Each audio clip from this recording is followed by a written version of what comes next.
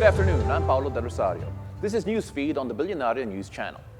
We begin with the Gil Tulog fiasco, as the family of the late Senate President Gil Puyat refuses to meet with the firm behind the viral ad.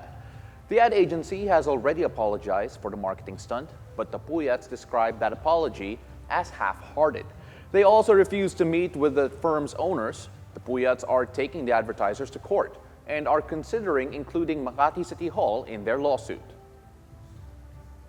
The United States is providing the Philippines $500 million in defense funding.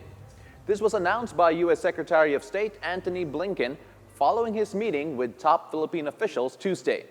Blinken says the military assistance will boost security collaboration with America's oldest ally in the region. As you know, the Philippines has actually long been one of the largest recipients of foreign military financing in the Indo-Pacific, but the very significant additional investment that we're making in FMF, the $500 million, this is really designed to support the modernization of Filipino forces, Coast Guard, as they transition to focus on external defense. We're building on a lot of progress the Philippines has already made to be better positioned to defend their sovereignty. That is what this is about. These and all the EDCA investments will serve to secure the Philippines' credible deterrent posture.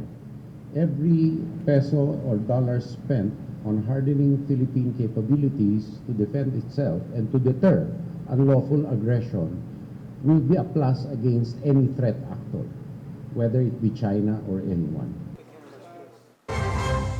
The fresh aid from the U.S. comes as the Philippines deals with an increasingly aggressive Chinese Coast Guard in the West Philippine Sea. For Senate President Francis Escudero, Washington's military assistance is unprecedented and much needed by the armed forces of the Philippines. He's also shrugging off concerns the assistance could provoke China. He says boosting one's military is the right of every country. The National Economic and Development Authority backs a total ban on Philippine offshore gaming operators, or POGOs. NEDA says removing the industry will have little impact on the economy. Agatha Gregorio tells us more. Less than 0.5%. That's how much Philippine offshore gaming operators contribute to the economy, according to the National Economic and Development Authority. That's how small it is. Less than 0.5%.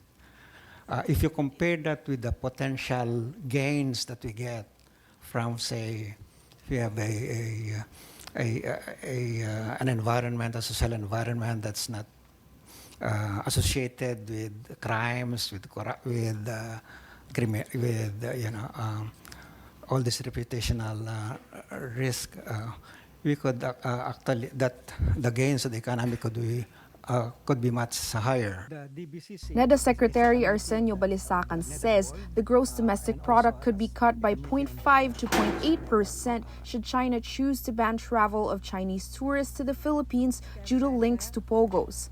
At the same public hearing on the state of the economy, Balisacan said that food inflation declined to 6.5% in June from 8% in 2023.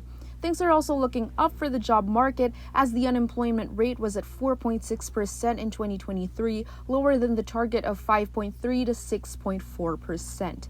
However, the country's debt is expected to increase by over 2 trillion pesos in 2025, with a projection of more than 17 trillion due to budget deficit. But for the Finance Department, the national government debt remains sustainable and will decrease by more than 3 percentage points in 2028. The benchmark for developing countries like us is something like 70%, no? 70, of GDP. So we are quite way below the that's why IMF is not looking at us, because we're in good, we have good fiscal management, I should say. Senator Mig Zubiri also moved to have a technical working group to consolidate bills meant to streamline the tasks of the government's economic planning agency. Agatha Gregorio, Bilyonaryo News Channel. The Senate formally calls for a temporary suspension of PUV modernization program. Senator Raffy Tulfo, together with Senate President Escudero and 16 other senators, filed Senate Resolution 1096 on the matter. The Committee on Public Services, chaired by Tulfo, found in its July 23 hearing that the modernization program is unplanned and rushed. Hence the need for a thorough review and reassessment of its impact. This, says Tulfo, is to, quote, alleviate the fears of drivers and transport operators who will be directly burdened, end of quote, by the implementation. Palestinian militant group Hamas says their leader, Ismail Haniyeh, was killed in Iran today.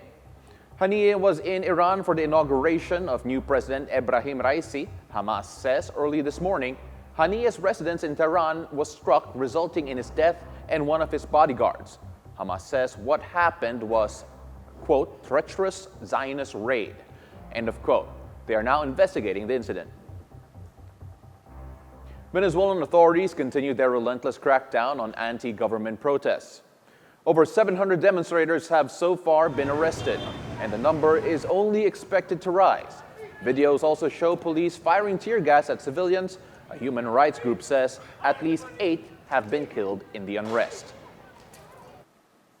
Now, Japan continues to dominate the Paris Olympics medal tally. Japan currently has the most gold medals at 7, 2 silvers, and 4 bronze. China is at second place with 6 golds, followed by Australia also with 6 golds. The host country, France, follows with 5 gold medals. Meanwhile, Filipino boxers Hergy Bacquiadon and Carlo Paalam are set for the preliminaries later on today. Bacquiadon will face Le Chen of China, while Paalam will battle it out with Jude Gallagher of Ireland. Gymnast Kaloy Yulo, meanwhile, goes for gold in the men's artistic gymnastics all-around finals. And those are the news this hour. I'm Paolo Del Rosario. Stay tuned to Bilyonaryo News Channel for more top-of-the-hour news. Catch us on Free TV, Channel 31, and also on our website, bnc.ph. Bilyonaryo News Channel, always on top.